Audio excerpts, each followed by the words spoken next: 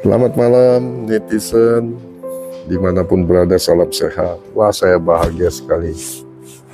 Saya senang melihat hari ini Ibu Megawati, Ketua Umum PDIP, mendeklarasikan wakil dari Ganjar Pranowo. Paripurna, perfect. Kenapa? Karena akan terlihat nanti sepak terjangnya. Ya, kita tahu Bapak Mahfud MD qualified dan terbukti berpuluh-puluh tahun bersih dan terjamin, membuat pasangan lain ketar-ketir. Wow, ngeri ya, apalagi pada koruptor, ngeri. Nah, cuma saudara, saya ada satu cerita nih. Ya, sebentar saudara dengar ini cerita bagaimana ini gambaran daripada situasi yang Jokowi hadapi, gitu. Dengar ya ceritanya ya. Oke. Mengajar matematika di kelasnya, dan dia menulis di papan tulis. 9 kali 1 sama dengan 9. 9 kali 2 sama dengan 18. 9 kali 3 sama dengan 27. Dan ia melanjutkan hingga 9 kali 10 sama dengan 91. Murid di kelas tersebut tertawa terbahak-bahak karena Einstein membuat kesalahan. Dan jawaban yang benar untuk 9 kali 10 jelas 90 bukan 91. Dari kejadian tersebut para siswa mulai mengolok-ngoloknya. Einstein saat itu menunggu sampai semua murid menjadi diam dan berkata, meskipun saya telah menganalisis 9 masalah dengan benar, tak seorang pun yang mengucapkan selamat kepadaku. Tetapi ketika saya membuat satu kesalahan kecil, maka semua orang mulai menertawainya. Ini artinya bahwa meskipun seseorang sukses, orang lain akan memperhatikan dan mencari kesalahan kecil itu. Satu kesalahan kecil saja dapat menjadi pengingat hari ini untukmu. Dapat disimpulkan bahwa kesalahan merupakan bagian dari proses untuk mencapai kesuksesan. Karena seperti yang pernah dikatakan oleh Einstein, satu-satunya orang yang tidak pernah membuat kesalahan adalah seseorang yang tidak melakukan apa-apa. Nah, setelah saudara lihat video bagaimana Albert Einstein diketawain, ya, memberikan suatu contoh. Ketika seseorang melakukan kesalahan satu kali, 90 keberhasilan tidak dilihat. Ya, hari-hari ini kita lihat para buzzer kecewa. Pemilik podcast yang mengagumi Jokowi kecewa. Mulai kata-kata negatif keluar. Ya, makanya kalau mencintai orang, jangan seperti cinta monyet. Ya, harus secara dewasa. Ya, Anda pikir gampang jadi Jokowi? Ya, setiap tindakannya dia pikirkan apakah dia itu dewa. Ya, dia manusia. Manusia sumbernya hilang. Sepak terjangnya Jokowi saya sudah lihat. Ya, selama belasan tahun, puluhan tahun. Ya, data empiris menunjukkan dia orang yang baik. Pelayanannya tidak perlu diragukan lagi. Tetapi dia juga memikirkan agar persatuan tetap terwujud. Jadi isu tentang Gibran ya masuk menjadi cawapres Prabowo, buat saya itu hampir mustahil dan tidak mungkin itu dilakukan oleh Jokowi. Ya. Dan kalaupun itu dilakukan, dia akan menjelaskannya. Saya percaya Jokowi tahu apa yang terbaik buat bangsa ini. Bukan cuma menyenangkan segelintir orang. Apalagi para buzzer yang hari ini kecewa. Ya, atau mungkin sudah pindah bos. Ya, sudah ada yang mulai ganti yang membayarnya. Ya. Akhirnya saya melihat, oh, rata-rata memang ya para pemburu rupiah juga akhirnya. UUD, ujung-ujungnya duit. Saya tetap dukung Jokowi sampai dia lengser nanti, melepaskan jabatannya dan menyerahkannya kepada Ganjar Pranowo. Oke, God bless you, all the best. Saya bersyukur, berterima kasih masih ada orang-orang ataupun pendukung-pendukung dari Pak Jokowi yang masih tetap setia, masih dengan sabar menahan diri untuk tidak lantas cepat membenci, cepat memusuhi, cepat melontarkan kata-kata kalimat-kalimat negatif kepada beliau, ya, hanya karena dengan situasi perkembangan politik saat ini. Seperti yang teman-teman saksikan di media-media yang merupakan sebelumnya mereka adalah pendukung dari Pak Jokowi, kini mereka beramai-ramai menghujat, ya, menyerang Pak Jokowi dan keluarganya secara membabi buta, guys. Ada yang mencintai Pak Jokowi hanya karena punya kepentingan, ya. Ada yang mencintai Pak Jokowi ya karena memang murni lahir dari hati. Artinya dia melihat apa yang sudah dikerjakan, dilakukan. Dan ketika nanti ada perbedaan atau pandangan politik, dia tidak lantas menjadikan alasan itu bagi dia untuk terseret arus atau jebakan membenci Pak Jokowi dan keluarganya. Bagi saya, Pak Jokowi presiden yang sudah sangat luar biasa, ya, pantas untuk kita hormati, ya, dan kita kagumi sampai nanti beliau selesai dengan masa jabatannya, ya. Saya tidak peduli omongan narasi di luar sana yang mengatakan Pak Jokowi ini bermuka dua, ya, bermain dua kaki, munafik, ya, berpura-pura. Ada yang katanya sudah muak, pengen muntah. Ya, terserah, itu sikap kalian. Kalian bisa bersikap seperti itu ya karena punya kepentingan. Assalamualaikum warahmatullahi wabarakatuh. Sahabat-sahabat seperjuangan pendukung Ganjar Pranowo dan Mahfud MD, entah itu namanya lah, mau GoFood, mau Gama, mau apapun, yang penting kita tetap semangat mendukung pasangan Ganjar Pranowo dan Prof Mahfud MD untuk Indonesia yang lebih baik tentunya. Nah, ada hal yang menarik.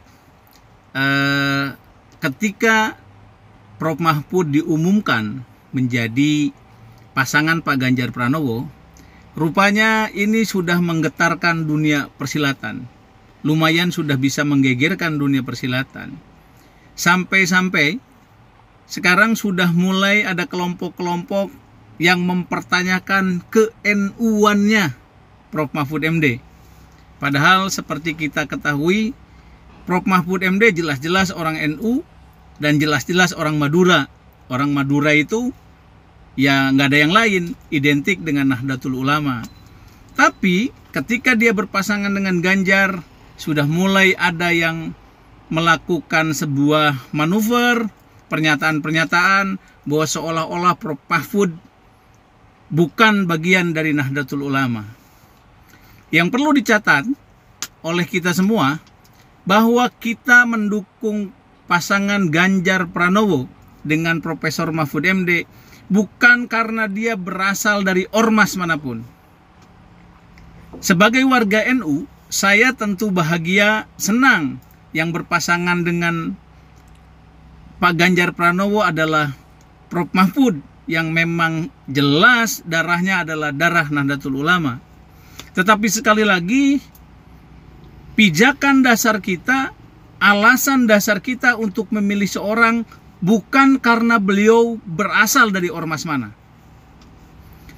Kita memilih Pak Ganjar Pranowo dan Pak Mahfud MD karena satu hal, yaitu integritas mereka yang memang kita bisa lihat, bisa kita saksikan.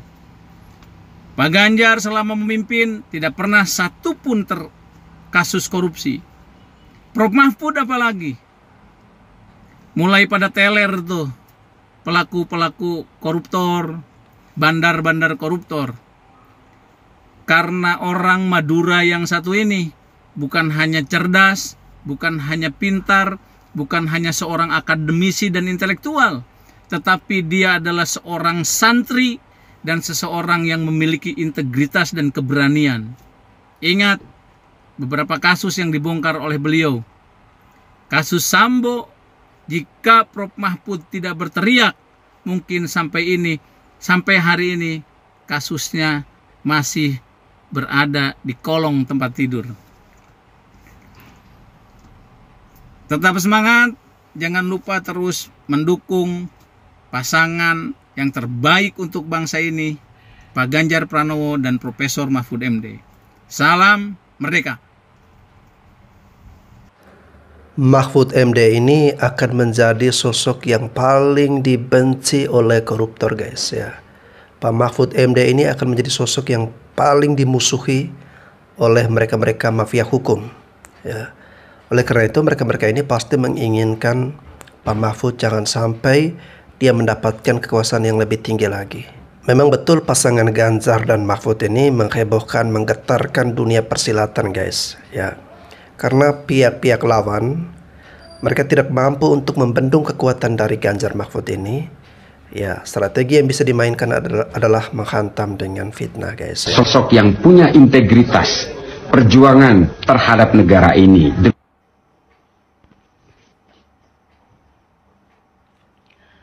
Assalamualaikum warahmatullahi wabarakatuh.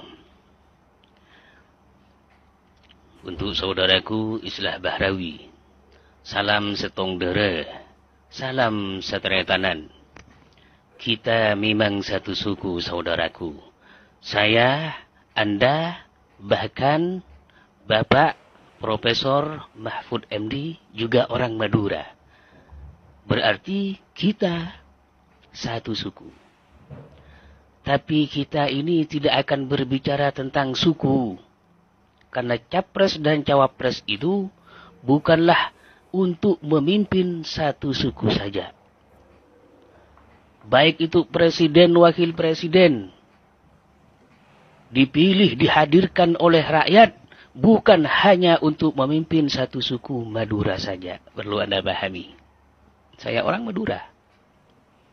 Kalau Anda beda kabupaten dengan Mahfud MD, saya satu kabupaten dengan beliau.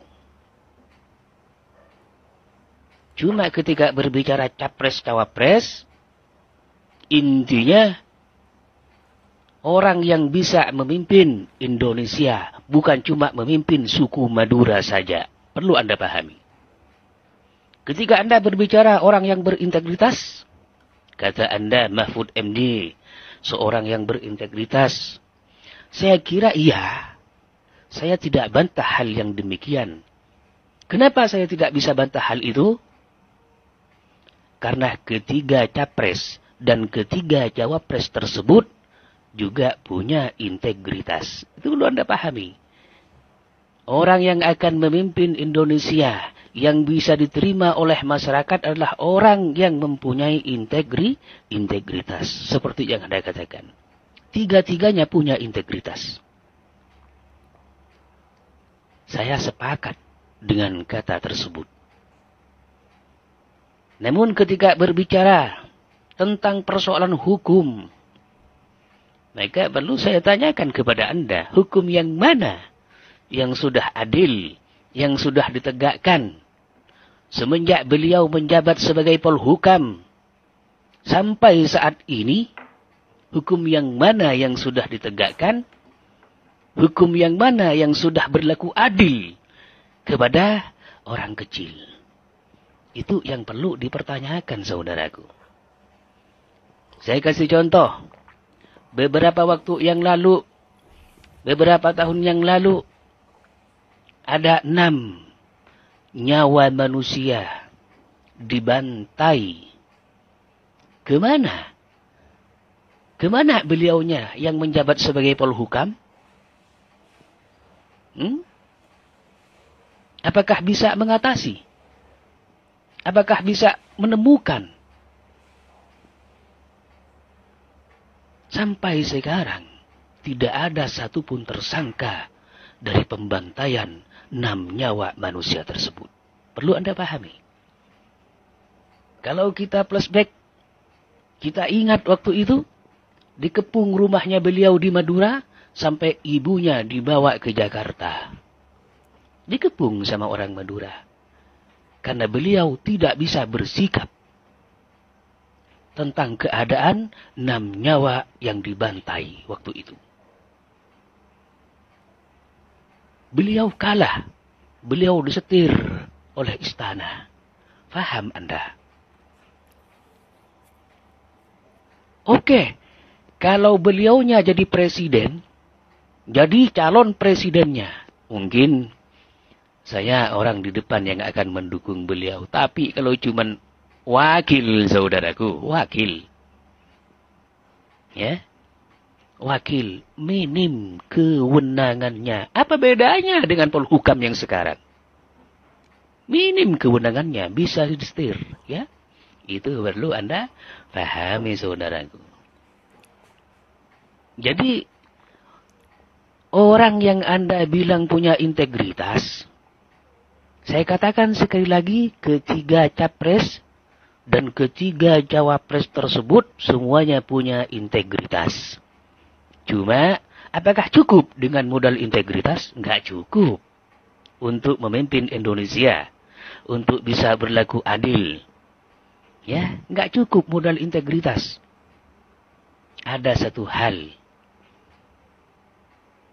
yang masih perlu melengkapi dalam jati dirinya tersebut. Apa itu? Bagaimana Rasulullah? Rasulullah orang amanah. Beliau amanah. Selain amanah, bijaksana pula. Jadi harus bijaksana, ya. Jadi orang pemimpin, manusia ketika memimpin ingin menjadi pemimpin. Bukan cuma amanah saja, bukan cuma berintegritas saja, tapi dia juga orang yang bisa bijaksana. Tidak pandang golongan, tidak pandang suku. Itu perlu Anda pahami. Ini bukan mau memimpin Madura saja. Ini yang dipimpin NKRI. Perlu Anda pahami. Ya, yang akan dipimpin adalah Indonesia yang sangat luas, yang sangat beragam. Ini perlu Anda pahami. Sekian. Assalamualaikum warahmatullahi wabarakatuh. Salam Setong Dere.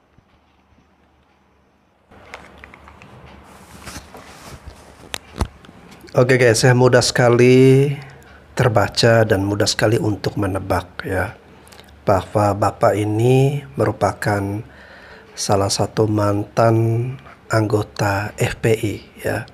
Salah satu ormas yang sudah dibubarkan oleh pemerintah, oleh Pak Jokowi ya.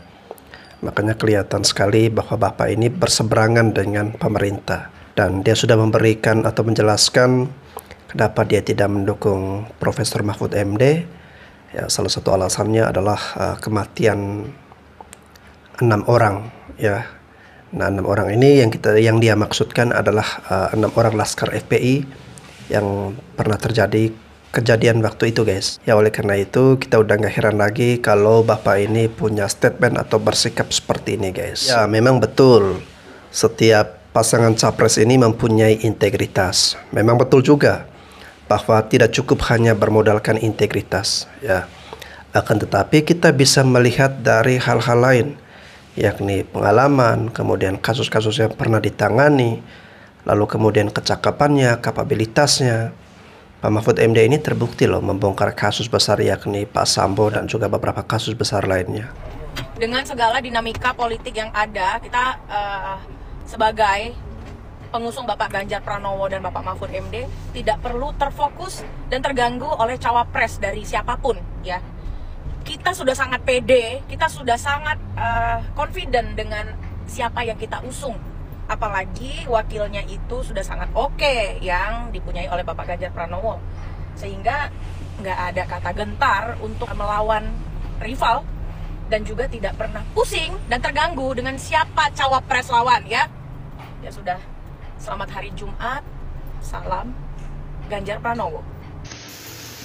Beberapa sahabat pernah bertanya, bro, ngapain sih jadi pendukung Jokowi? Ngapain sih lu harus bela-belain Jokowi mati-matian? Sehebat apa sih Jokowi?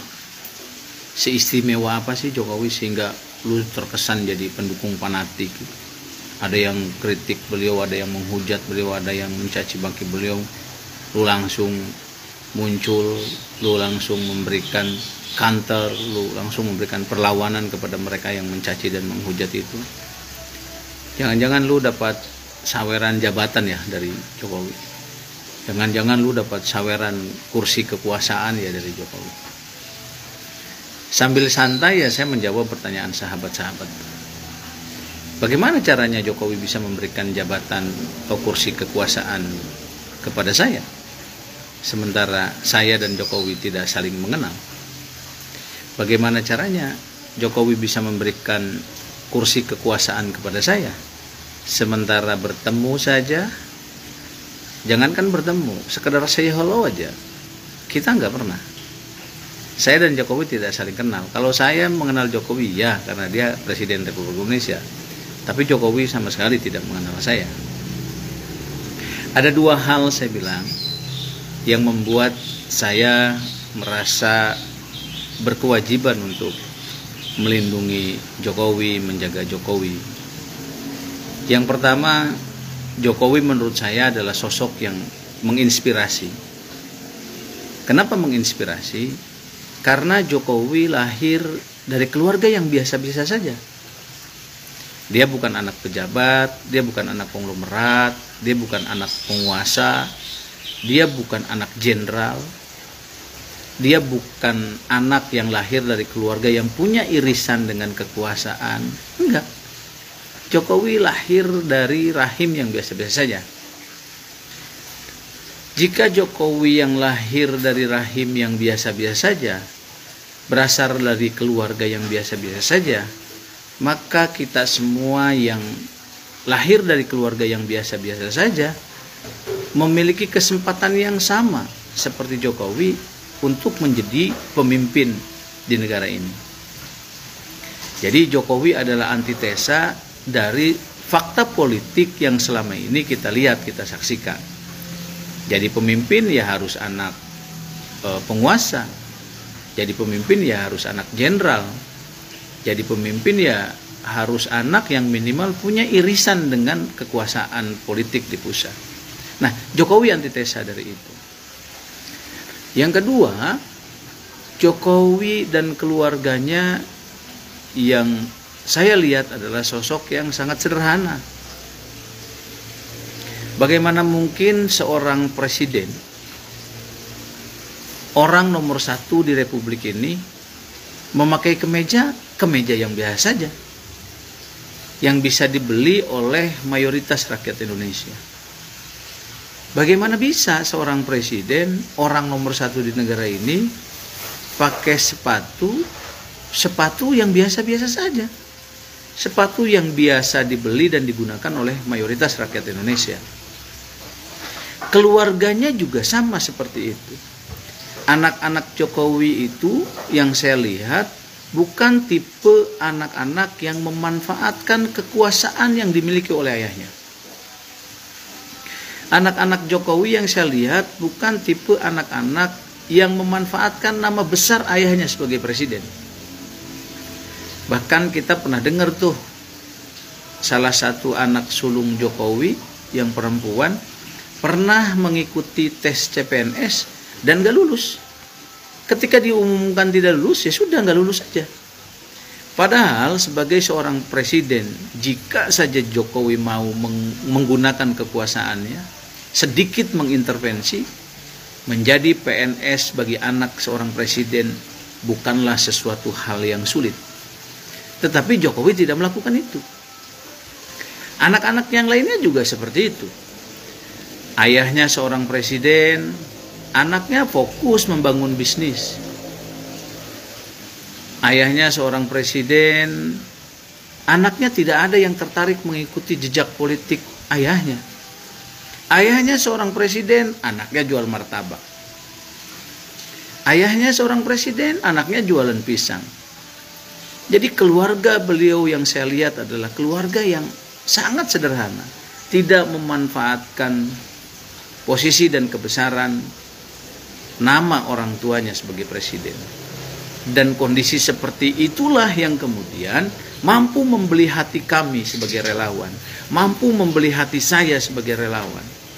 Jadi siapapun yang mencaci maki Jokowi, yang menghina Jokowi, yang memfitnah Jokowi, maka tanpa perlu Jokowi memberikan komando, memberikan perintah, memberikan instruksi, saya dan teman-teman relawan yang bangga dan mencintai beliau akan dengan otomatis memberikan perlawanan. Jadi sisi kesederhanaan, sisi kesahajaan, dan sisi bahwa beliau tokoh yang memberikan inspirasi, itu yang membuat kami bangga, kami jatuh cinta, kami sayang kepada Jokowi.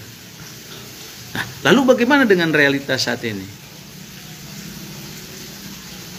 Anak-anaknya yang dulu berikrar, berkomentar, berbicara, tidak tertarik, masuk ke lingkaran politik, tiba-tiba loncat menjadi ketua salah satu partai politik. Salah? Enggak salah. Melanggar hukum? Tidak melanggar hukum. Tetapi ada sesuatu yang hilang dari diri Jokowi dan keluarga Pak Jokowi. Belum selesai soal anaknya yang tiba-tiba menjadi ketua partai politik.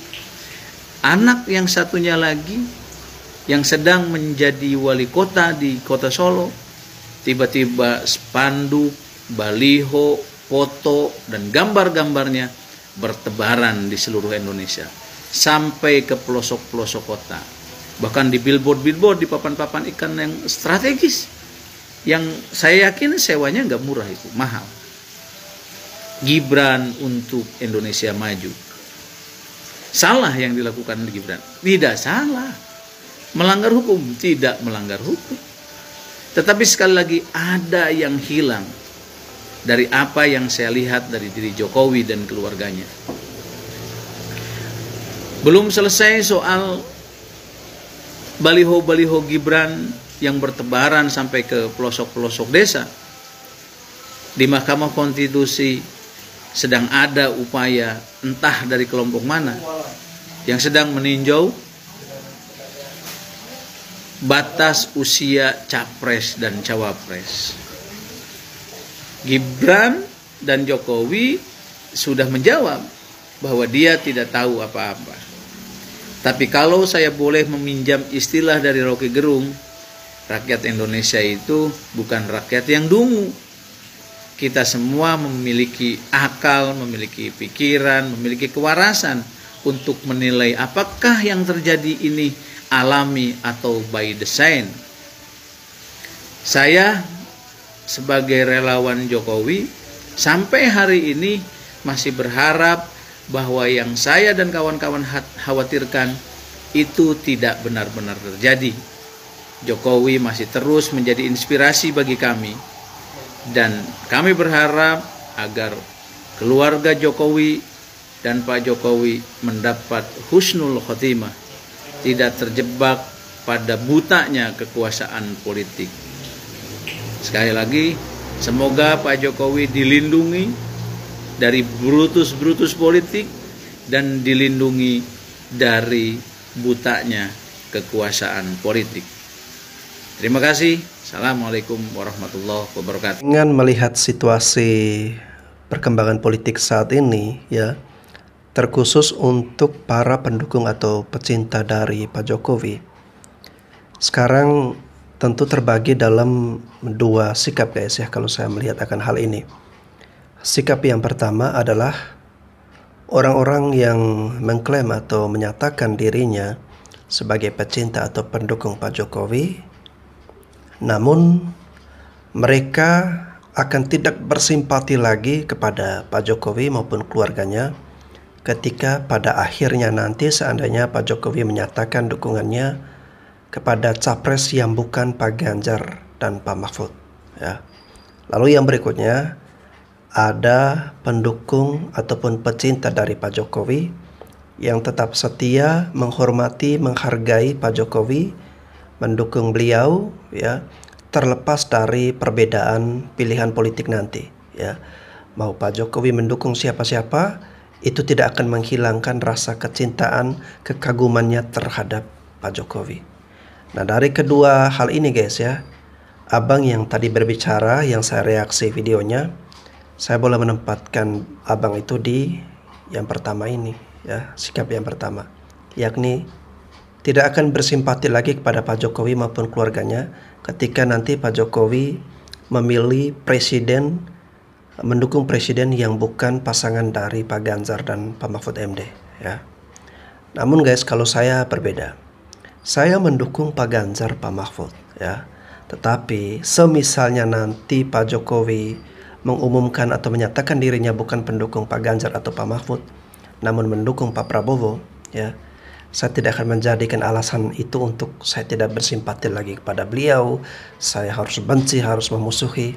Saya tidak akan terjebak juga, saya tidak akan mau ikut arus dalam hal-hal yang seperti itu. Karena saya melihat 10 tahun Pak Jokowi ini sudah bekerja luar biasa untuk Indonesia, ya.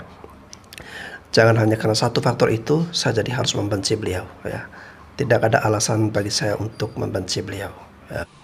Bismillahirrahmanirrahim. Assalamualaikum warahmatullahi wabarakatuh. Sampurasun, kula nuwun, Om Swastiastu, Namo Buddhaya, Salam Rahayu, Salam Kebajikan. Bertemu lagi dengan saya Ki Wonten Nagaraja, menyapa teman-teman. Pada kesempatan ini saya akan menjawab pertanyaan inbox daripada teman-teman. Jadi untuk beberapa video-video saya menampilkan ada sosok Pak Ganjar Pranowo dan Bang Adrian Napitupulu dan acara-acara Pak Ganjar begitu. Nah, orang-orang bertanya, Ki Wonto dukung Ganjar toh? Nah, saya bilang, ya betul. Saya mendukung Pak Ganjar Pranowo dalam Pilpres 2024 dan saya adalah ketua daripada relawan GP Rambo 024. GP Rambo 024. Kenapa kok meski namanya GP Rambo 024? GP itu Ganjar Pranowo, Rambo itu artinya rambut bodas. Rambut, ya rambut, bodas itu putih. Kalau bahasa saya di Bandung, di Cirebon nih, Rambo itu rambut bodas, rambut putih. GP Rambo 024. Karena GP Rambo itu banyak, kalau 024 punya saya. Kenapa 024? 024 itu adalah tahun 2024. Satu. 024 adalah kode telepon daripada Semarang, di mana dulu Pak Ganjar kantornya kan di Semarang. Karena beliau itu gubernur Jawa Tengah, jadi 024 kode Semarang. Dan 24 itu adalah 24 jam, harus 24 jam kita bekerja begitu. Makanya grup saya namanya relawan GP Rambo 024 ya, GP Rambo 024. Jadi relawan itu dibayar nggak Ki? Relawan itu yang nggak dibayar, ya kita sendiri cari modal sendiri. Seperti kemarin acara tudong juga pada modal sendiri kan.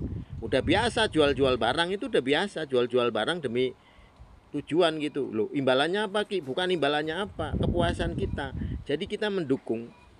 Contohnya gini, kecil, pengorbanan kecil bukan berarti pengorbanannya yang kecil, bukan, tetapi orang bisa tahu kita berpihak ke arah yang mana begitu. Andai kata gini, ada sesuatu kebakaran besar, kita ngambil air cuma setetes, kita menyiramkan ke kebakaran itu supaya nggak kebakaran. Itu nggak berarti, mungkin nggak berarti setetes air itu, tapi orang bisa tahu kita berpihak ke arah yang mana, seperti itu. Jadi relawan ini memang kita jalan sendiri demi sebuah tujuan kita. Kenapa saya pilih Pak Ganjar? Karena saya ingin ada pemimpin yang memang, karena saya orangnya plural ya, pluralisme. Saya seorang pluralis, seperti Gus Dur, saya seorang pluralis.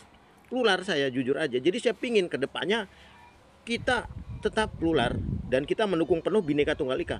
Kita nggak akan memandang siapa elu, siapa ente gitu, nggak akan memandang.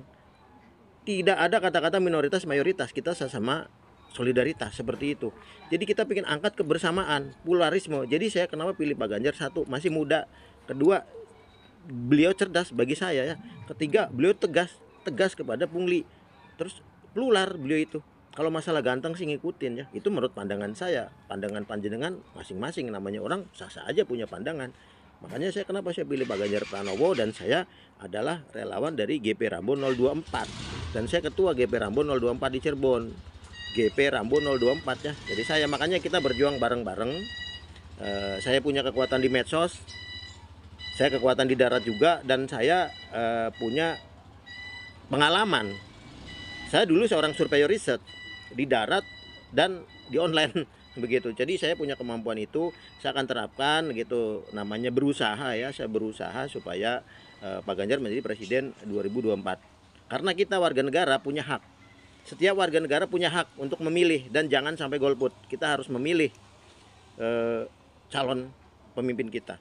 Makanya kenapa saya ada banyak video-video bersama Pak Ganjar dan timnya, karena saya adalah salah satu daripada tim sukses dari Pak Ganjar, yaitu GP Rambo 024 begitu. GP Rambo 024 itu adalah relawan daripada Pak Ganjar Pranowo.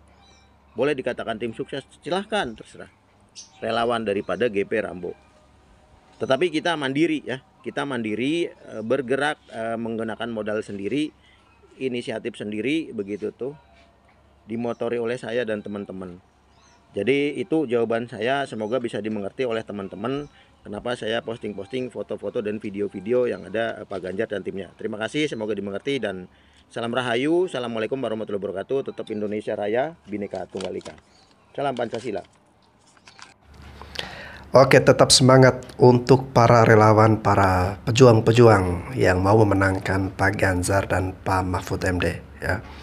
Kita sepakat bahwa kita memperjuangkan kemenangan bagi Pak Ganjar dan juga Pak Mahfud bukan karena ingin mendapatkan sesuatu, ingin mendapatkan uang, bayaran, nggak seperti itu guys ya. Akan tetapi karena kita mencintai bangsa dan negara kita ini, kita menginginkan dipimpin oleh orang yang terbaik, orang yang akan menyelamatkan NKRI guys ya. Oleh karena itu kita perlu memilih pemimpin yang benar-benar tepat guys ya.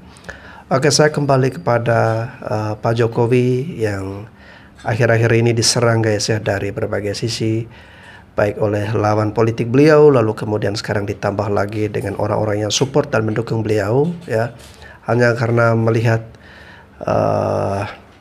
kubu Prabowo yang berusaha memancing jebakan guys ya, dengan berusaha mendekati Gibran, lalu kemudian menggaetnya untuk menjadi wakil Pak Prabowo, padahal itu juga belum diumumkan sampai dengan saat ini.